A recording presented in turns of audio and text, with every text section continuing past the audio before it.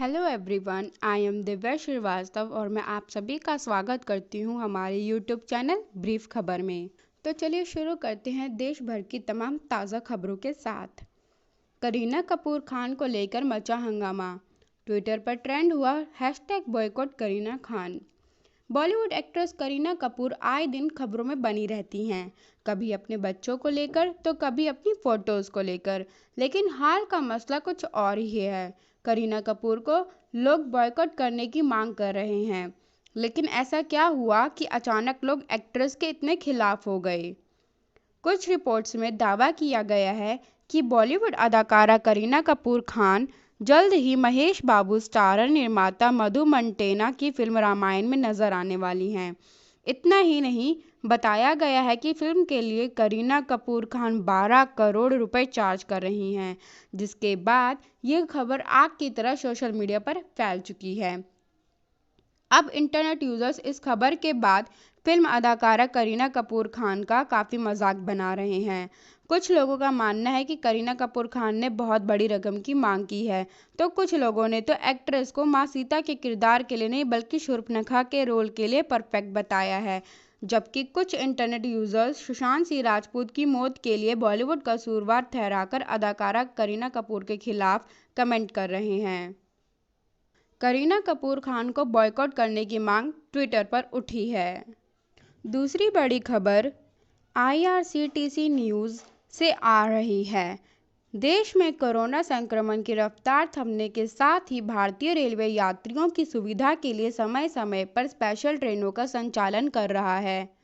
उत्तर railway की ओर से tweet करके कई नई ट्रेनों के संचालन के साथ कुछ गाड़ियों के फेरे बढ़ाए जाने एवं कुछ स्पेशल ट्रेनों की टाइमिंग में बदलाव किए गए हैं। सभी ट्रेनें आरक्षित हैं, जिनमें सफ़र के लिए यात्रियों को टिकट की बुकिंग करनी होगी।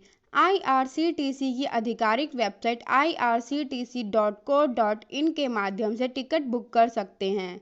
उत्तर रेलवे ने जानकारी देते हुए कहा, रेल यात्रियों के सुविधाजनक आवागमन हेतु रेलवे द्वारा आरक्षित विशेष रेलगाड़ियां समय सारणी के अनुसार चलाई जाएंगी। जैसा कि आप अभी देख सकते हैं, स्पेशल ट्रेन का स्टेटस आपको ऊपर फोटो दिख रही होगी। इन्हीं समय सारणी के अनुसार ट्रेनें चलेंगी। तीसरी खबर आ रही है, बीमार बच्चे को दी गई दुनिया की सबसे महंगी दवा, लगा 16 करोड़ का इंजेक्शन। हैदराबाद के 3 साल का बच्चा जो एक दुर्लभ बीमारी से पीड़ित है और उसे इलाज के लिए 16 करोड़ रुपए की एक इंजेक्शन चाहिए थी। बच्चे की मदद के लिए विराट कोहली और अनुष्का शर्मा जैसी कई बड़ी हस्तियों ने आगे बढ़कर मदद की, जिसके बदौलत उसका इलाज कराया जा सका। हैदराबाद का यह बच्चा एक दुर्लभ बीमारी से पीड़ित था। आयांश नाम था। एक दुर्लभ स्पाइनल मस्कुलर एट्रोफी MMA नाम की बीमारी से पीड़ित है और उसे एक इंजेक्शन की ज़रूरत थी, जिसकी कीमत 16 करोड़ रुपए थी। पैसा जुटाने के लिए आयांश के तकनीकी विशेषज्ञ पिता और उसकी मां क्राउड फंडिंग के लिए गए और अब दुनिया की सबसे महंगी इंजेक्शन में हासिल हुई और अब इस बच्चे को दिया गया है वह इंजेक्शन। रेनबो चिल्ड्रन हॉस्पिटल ने दुर्लभ थीन थेरेपी का ऑपरेशन किया और 3 साल पुराने MMA केस का इलाज किया और दुनिया की सबसे महंगी दवा ज़ोलेगेंसमा का इस्तेमाल किया गया। ज़ोलेगेंसमा दुनिया की सबसे महंगी दवा है, जो वर्तमान में भारत में भी उपलब्ध नहीं है। इसे USA से 2,125,000 अमेरिकी डॉलर यानी 16 करोड़ रुपए में आयात किया गया है। आयांश के लिए इम्पैक्ट ग्रुप फंडरेजर ने 62,450 से अधिक दाताओं से मिली सहयोग राशि के जरिए 14.84 करोड़ रुपए प्राप्त किए। इस क्राउड फंडिंग अभियान के तहत एकल उच्चतम दान 56 लाख रुपए का रहा। MMA आमतौर पर 10,000 बच्चों में से किसी एक को प्रभावित करता है और वर्तमान में भारत में लगभग 800 बच्चे MM से पीड़ित हैं और उनके दूसरे जन्मदिन तक पहुंचने से पहले ही 3 गुना अधिकतर बच्चे मर जाते हैं।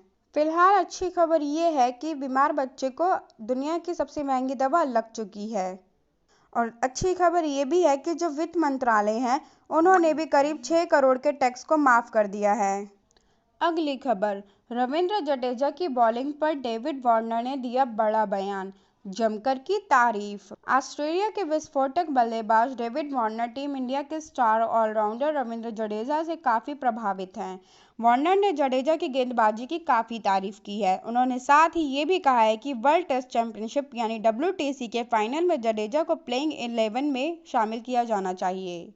भारत और न्यूजीलैंड के बीच WTC फाइनल 18 से 22 जून तक साउथहैम्पटन में खेला जाएगा। वार्नर ने माना कि कीवी बल्लेबाजों को जडेजा और अश्विन मिलकर परेशान कर सकते हैं। वार्नर ने कहा कि समय के साथ जडेजा ने बाएं हाथ के बल्लेबाजों के खिलाफ असाधारण रूप से अच्छी गेंदबाजी की है। वार्नर ने कहा कि मुझे लगता है कि उन दो स्पिनर्स से परेशान होंगे, यानी कीवी बल्लेबाज। डेविड वार्नर ने स्पोर्ट्स टुडे से बातचीत में राहुल द्रविड़ की प्रशंसा की है। वार्नर ने ऑस्ट्रेलिया के खिलाफ भारत की सीरीज को याद करते हुए कहा कि जिस कप्तान यानी कोहली के बोर्ड पर काफ़ी रन है और वह नहीं खेल रहा हो, तब युवा खिलाड़ियों ने आगे आकर हमारे खिलाफ प्रदर्शन किया और मुझे लगता है कि वे एक ताकत बनने जा रहे हैं। वार्नर ने कहा कि इंडियन प्रीमियर लीग IPL एक बेहतरीन मंच रहा है और आपको इसका श्रेय राहुल द्रविड़ को देना होगा। ऐसा लगता है कि वह इन खिलाड़ियों को अंतर्राष्ट्रीय क्रिकेट के लिए तैयार करने के लिए सिस्टम के जरिए शानदार काम कर रहे हैं। यह तब दिखा जब वे हमारे यहाँ खेलने आए।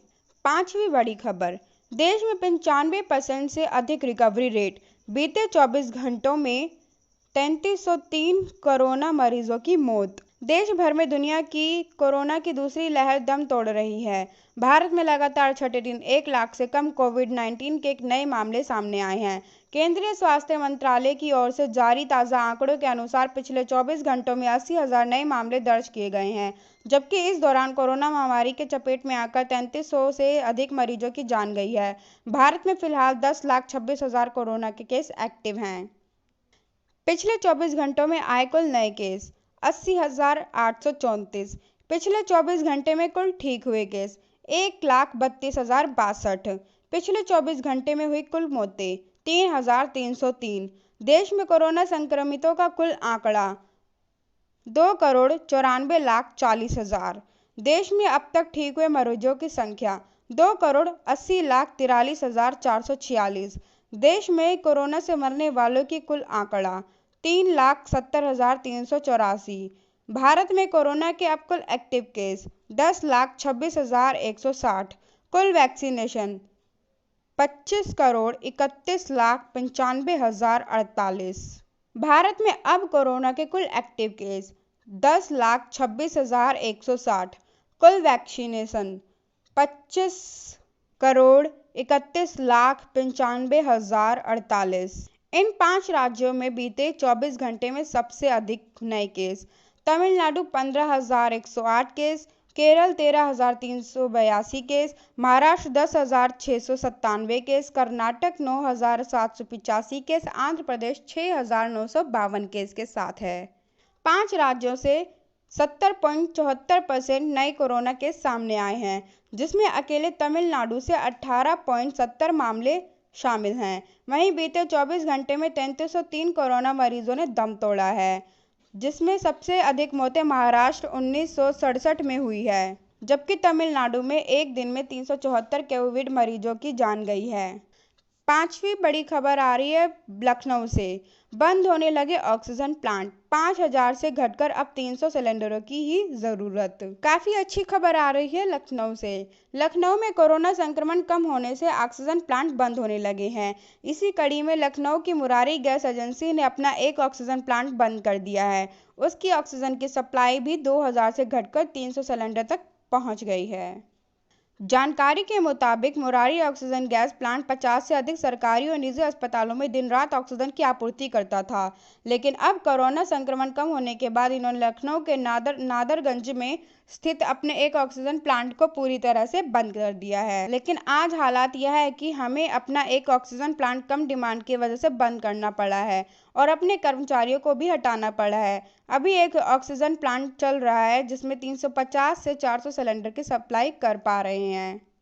मुरारी गैस एजेंसी के मैनेजर अभिषेक शुक्ला के मुताबिक अब ऑक्सीजन की दिक्कत थी तो 24 घंटे में उत्पादन किया जा रहा था और हमारे कर्मचारी काम कर रहे थे। प्रतिदिन 5,000 सिलेंडर की मांग होती थी, लेकिन अब 2,200 सिलेंडर ही सप्लाई कर पाते हैं। तो यह तो काफ़ी अच्छी खबर हुई और राहत भरी बात है कि कोरोना संक्रमण कम हो गया है।